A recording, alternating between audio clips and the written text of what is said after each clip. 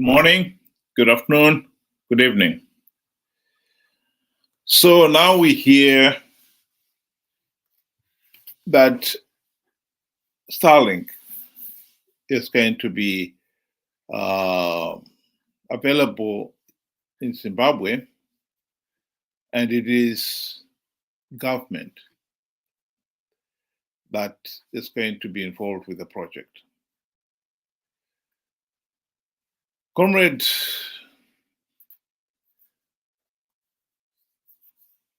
Mnangagwa announced this, and I suppose he expected every Zimbabwean out there to join him in his enthusiasm that government is the one that is now going to deal with the owner of Starlink. This is what he had to say. Is in Zimbabwe.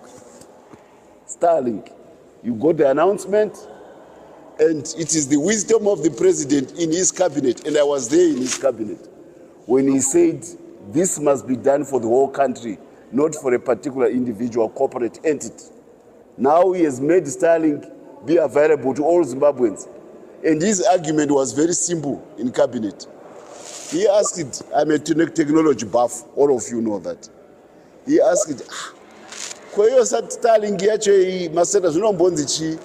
Ndikati Starlink chef masatellites adzikiswa zvekuti apa level yekuti kana vari pasi vanogona kusenzesa mafoni avo kuwana signal from a satellite. You don't need to go 30,000 feet, 30,000 meters into the sky again. So saka chinhu chakanaka kaichi. Ndikati chef chakanaka zvachose, saka chakutoita kuti vanhu vekumaruzevha vakwanisewo kuwana internet. That was also what Elon Musk wanted. He had been approached by several business people to try to cut a deal for their corporates. He rejected that path. He says, I want to engage with the Zimbabwe government. Now we have Starlink available. Look at how it is going to change this country. All this energy which the president is marshalling by his projects, which are all coming to fruition as we march to Vision 2030. They need communication, they need seamless link between the people, the government, and their president.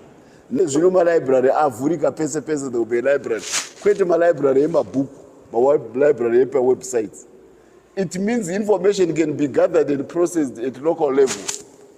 It means grandiose opportunities for our young people and for our population. So thank you, President, for bringing this technology in the most appropriate of manner to the Zimbabwe people. Mavanyaradza vese vanongogwa kuti vachitaura zvemanga-manga, rwendo runo mavarova nechematseka nzungu. Well. That is indeed interesting. But any thinking Zimbabwean out there will be asking themselves, whoever is going to operate this Starlink in terms of the Zimbabwe, is it going to be another parastatal? And it has to be. Even if it is a government department, one has got to ask how many parastatals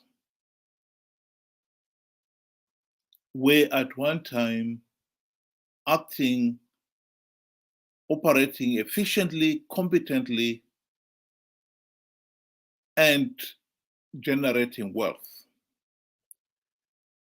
before independence, for instance. Well, literally all of them. NRZ, the Cisco Steel, the now ZESA, Dairy Marketing Board, Grain Marketing Board, etc., etc. All the parastatals were competently run. After independence, most of them operations became more and more inefficient to the point today where some of them, they are a burden to the nation, in the sense that every financial year, taxpayers' money is poured into those parastatals, and the money is wasted. The service has not improved. The country would have been better off if those quasi-parastatals and parastatals had been operated in the usual efficient way. In this particular case, one of the best ways the people of Zimbabwe would have got a good service would have been for instance, having Starlink deal with one or two companies so that they compete to provide a better service for the people. The people have a choice. You find this service provider is failing to perform well, you can change to another. But now, if SANU-PF is the only one, or a SANU-PF controlled entity is the only one to deal with Starlink, we are stuck. But my biggest worry is not so much that the Starlink will be operated by a parastatal, but that Mnangagwa has got his dirty fingers in every pie going in Zimbabwe today. Many of us will remember this time last year, the Al Jazeera documentary on the gold mafia. Mnangagwa himself was named in that documentary as number one,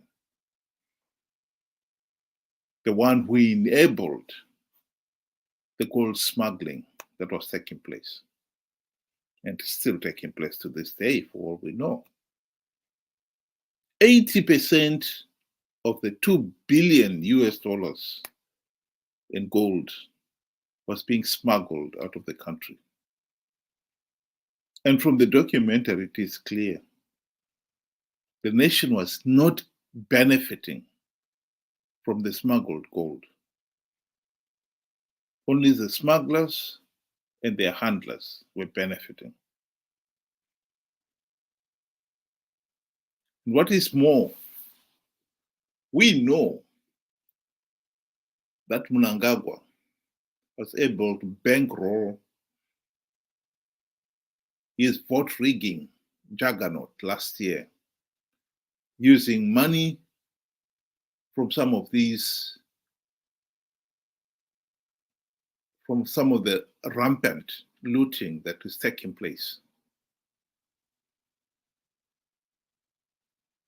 There is no doubt that in Zimbabwe today, those in positions of power and authority have become the godfathers of some of the worst things happening in the country, including the looting. And they are using the looted wealth to corrupt the state institutions like the judiciary, the police, the army, the media, and even the opposition. Everything in Zimbabwe today is directly or indirectly controlled by Mnangagwa and a few others. So when One of his former colleagues, Professor Jonathan Moyo, talked of Mnangagwa being the richest man in the country. No one was ever surprised. Are you corrupt? No, in fact, this is laughable. Seriously laughable. First of all, this is an accusation coming from the most corrupt politicians and public officials in the history of our country. They cannot account for the assets that they have. The richest individual in the Republic of Zimbabwe is Emmerson Mnangagwa. The one person who was responsible for setting up ZANU-PF companies when he was the Secretary for Finance of the ruling party is Emmerson Mnangagwa. There is no cent that comes from those companies, including a bank, including investments in the region, in countries like Namibia and even South Africa. The person who led the plunder of resources, even in foreign countries such as the Democratic Republic of Congo, leading to the United Nations investigating and coming up with a report that is still there, is Emmerson Mnangagwa, along with the military cabal of General Chiwenga, SP Moyo, the person who brought the Chinese to plunder Chiadzwa diamond resources for Zimbabwe, up to a point where we have, at the very least, over a period from 2007 to 2014, some 12 to 15 billion dollars in diamond revenue that remains unaccounted for, that went into the pockets of individuals. These people have staged a coup, not just to grab power for the sake of grabbing power, but in order to cover up their corruption. That command agriculture was nothing but a looting scheme. So what we are seeing here is the control of the media by the very man who is obsessed about power. His taking over Starlink could only mean one thing. He will flex his muscle and control what the people of Zimbabwe can see and hear and say. I don't see this as a positive development. I see this as a negative development. Zimbabwe is being dragged deeper and deeper into a de facto one-party state. We really have to wake up to realize that this is not in the interest of the country. Mnangagwa is obsessed about power and is determined to control everything and to retain power at all costs. The glory of Caesar has become more important than the good of Rome. We have to open our eyes and see the reality. It is impossible, of course, now that the deal has been signed. We don't know what the terms of that deal is. We are stuck with it, just as we are stuck with the rampant looting of the resources, be it diamonds, gold, platinum, lithium, etc. The only one area we can fight back is making sure that ZANU-PF does not rig 2028 elections and get away with it. Rigging I don't see how we can stop that. ZANU-PF is not going to reform itself out of office, and the clowns, triple C clowns in Parliament and in the Senate right now are not going to do anything to push ZANU-PF to implement any meaningful reforms. What I can see happening is ZANU-PF going into the 2028 elections with all its access to unlimited resources from its looting operations, with all its excessive control of key institutions like the police and now Starlink and so forth. ZANU-PF is going to rig 2028. The party needs to rig the elections to stay in power. The opposition is going to participate in those elections, and they will try to convince their followers that the opposition this time is going to win big, and that they have foolproof strategies on winning rigged elections, which is, of course, a lie. The only meaningful role that ordinary Zimbabweans like you and me can play here is to make sure that these triple C, Chamisa Chete Chete brigade, open their eyes and realize that the opposition is only using them.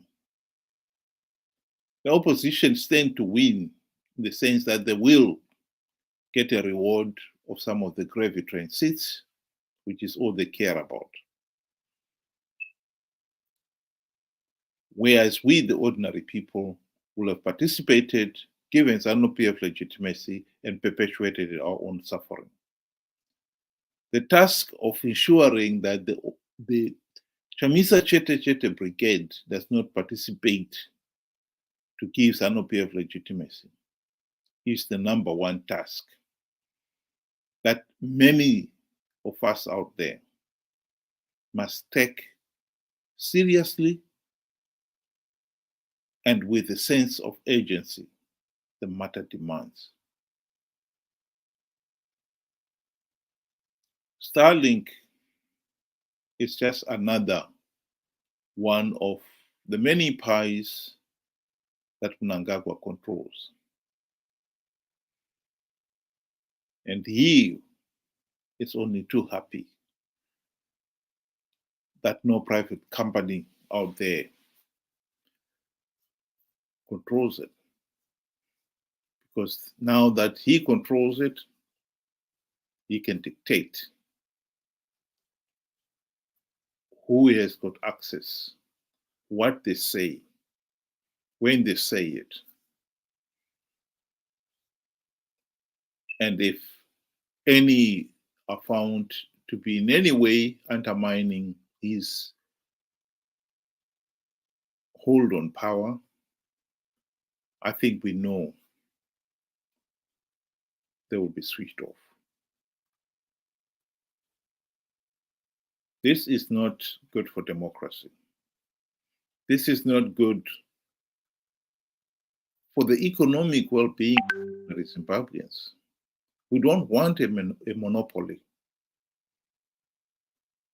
We want open competition in everything, including politics. That is the one thing Mnangagwa is determined to deny us. And it is up to us to fight back. There is no other way out. Mnangagwa is determined to hang on to power at all costs. All this issue of Vision 2030, how successful he has been, even if we were to accept that he is successful, how do we know that we could not have achieved even better? Worse still, if the penny should finally drop that all these so-called achievements were nothing but hot air. The truth of the matter is, as long as Mnangagwa retains control, absolute control of everything, we cannot hold him to account. And that is the problem. The fight to end ZANU-PF control of the nation, its politics, economy, everything, is the fight to end the curse of rigged elections and bad governance. And that fight, we must take it with the seriousness and the agency the matter demands. Thank you very much for joining me tonight, and have a good day. Hope you'll be able to join me tomorrow for another discussion on another subject. Thank you very much. Good night.